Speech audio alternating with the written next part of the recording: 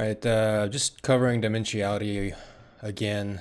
The reason it's so important to cover is because if you want to figure out how you are moving through space and time, which is just a fancy way of saying through the world, through the universe, on our planet Earth, you need to understand how you are moving through it. This is essentially the mechanics.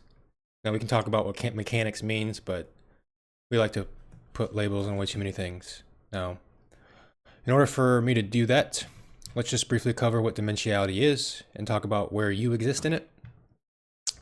You're not in the 1D plane. I've made videos about that, or at least one.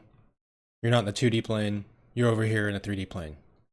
How are you passing through the 3D plane? Space-time, as we like to call it. And this is more or less the best picture of any given snapshot, so to speak, of the observer passing through space and time. Now, I'm going to get to that because I have a much better graphic than this. But this is essentially how you are passing through space and time. So all I need you to do is pretend you're a ball. Now, I know you are much more than a ball, okay? I know you are your own being that has its own thoughts, feelings, and opinions, especially about what I'm talking about. But you ultimately can be circled. That's all I'm really trying to outline, literally, is that I can draw a circle around you, metaphorically speaking, but literally speaking, I can put you inside of a ball.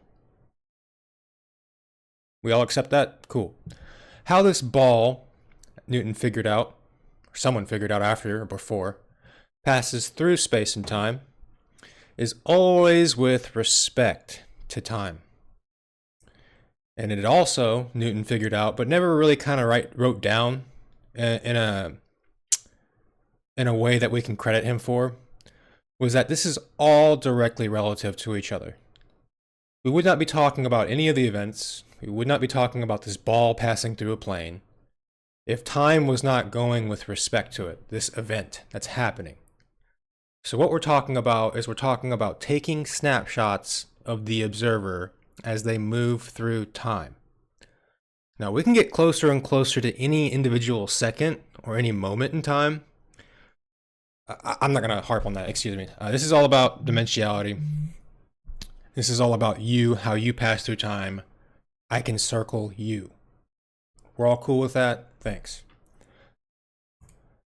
So this is one, look at my lovely, messy desk. But this is ultimately what I wanted to explain, how you are passing through time. Now, I'm pretty sure I already went on a diatribe of what the left side of the x-axis means and the right side of the x-axis means.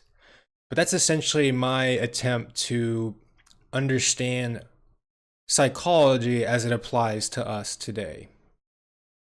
I'm just going to say it just like that. So over here at moment 0, I should have drawn this a little bit better, but with respect to moment 0, you should be lined up with Z naught as well. So a little bit of a takesies backsies here on the drawing, but you at moment 0, if you have no inputs from the X or the Y axis, what are you acting upon? And then it's absolutely nothing, is my only claim. That seems pretty straightforward to me, but if we need to hash it out, let's do so. Now, as I've also explained in terms of internal and external aggression, how Freud saw it was that your inside, he liked to describe those as primal desires. You know, sex being one of those largest primal desires, the need to eat, I don't know how to give you more examples, but hopefully you get it. Fundamental ape-like desires. Outside world, society, as Freud liked to point out. And around these two things, primal desires and the outside world, society, you get what is called an image, called the ego. And so begins the dance. None of that makes sense if you don't define those things in relation to each other. All I am saying is that we have had these answers for a very long time. We just refuse to give ourselves, us apes to ourselves, a much needed perspective shift. our attention seem to be lining up consistently over time at this point for centuries. It seems to be lining up over the fact that our ape-like nature is for some reason special. And all I am trying to convince the observer at this point is that there is nothing really special about our apeness. And that ultimately the biggest cuck in reality is figuring out that God is an image, once again, of man's unlimited imagination to think himself back into a box. Okay? Where we are, let's just say moment one, as we're moving through time, I've kind of made it pretty obvious, but Z is just time. Okay? Z is the continuum of time. We are moving through it. The person at the beginning of this video, who are for some reason watching me at this point, is a much different person than the person watching now. And now. And now. Do you see where I'm going with that? Who you are right now and who you have always ever been has been the summation of your internal and external influences and combined behaviors between those forces. I shouldn't need just really rudimentary examples like, if all you had to do, if all your universe was a red cereal box or a blue cereal box, and now I said make a choice. I'm not saying that it isn't interesting to make a choice. But I am saying that there is nothing free about that. Your choice is completely limited within your relationship between these objects that I am describing. Okay? What's not within your field of vision in this crude, very crude thought experiment is the cereal box orange or the cereal box purple. I don't know how to make that any more obvious, but moving through time, what we're doing is we're taking snapshots of time of who you are and how you are passing through it, relatively speaking. Now, it doesn't matter if you're in imaginary fun land, you're having a psychotic break from reality. You're still having an experience relative to time. It doesn't matter if you're simply just obeying what mommy and daddy say. You're having an experience with respect to time. Now I'm going to add one more dimension. Space, because that's where we live. This is how you're traveling through it. I don't know how many more alley-oops and slam dunks I can keep throwing you. I'm just trying to use words to describe how you, the observer, going through it. We need to understand how we're going through it with dimensionality. That's it. Nothing special or ape-like or human-like about this. We don't need to insert God into this. Again, moment zero, not so good. Moment one, we might be influenced. Like I said, if this is society, and if this is the dark side of society, as you will unfortunately read me, and if this is the light side of society, this person is clearly being governed by a darker, these are relative terms, okay? I don't mean these literally. Darker influences of society, in my opinion. We can talk about what this apex is, but that's not the point of this video. Of what we're ultimately being drugged towards if we get below the x-axis.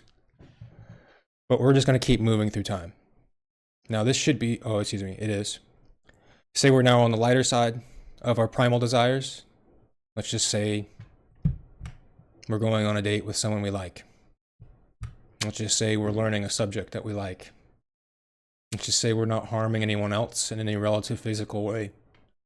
But all of this ever was, all this experience that you're having, is relative to the inputs that you're having.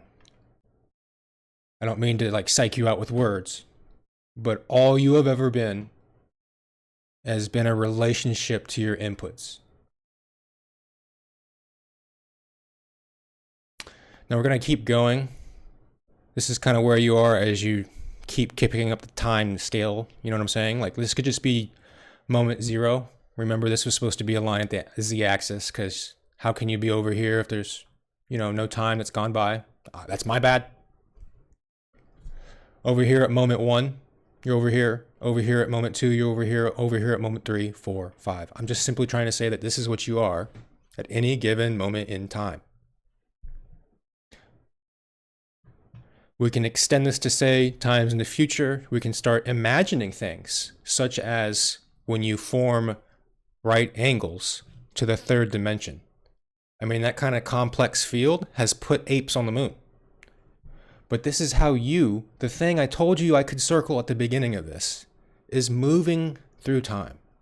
But for some reason, our ape-like attention keeps entertaining godlike ideas, which is once again man's ape-like manifestation of what he would like to be at any current given moment in time. I don't know what else to say besides David Chalmers is a cuck. He has been for a while. He has simply been injecting his ape-like apedom into any given intellectual debate. We don't have free will by the conventional means. You don't need it in order to make better decisions that improve your immediate situation. You don't need it to have the laws that you want. Clearly. And it's really frustrating at this point because so many apes before us have pointed it out that we have not thought relatively anywhere close to what the situation how the situation should be thought about. We're nowhere close at this point. Our attention is somewhere in ape-like Looney Tune land. And that's the only thoughts most of us are considering. We need to figure out how to escape, and the only way we do that is once we get over ourselves. That's my TED Talk.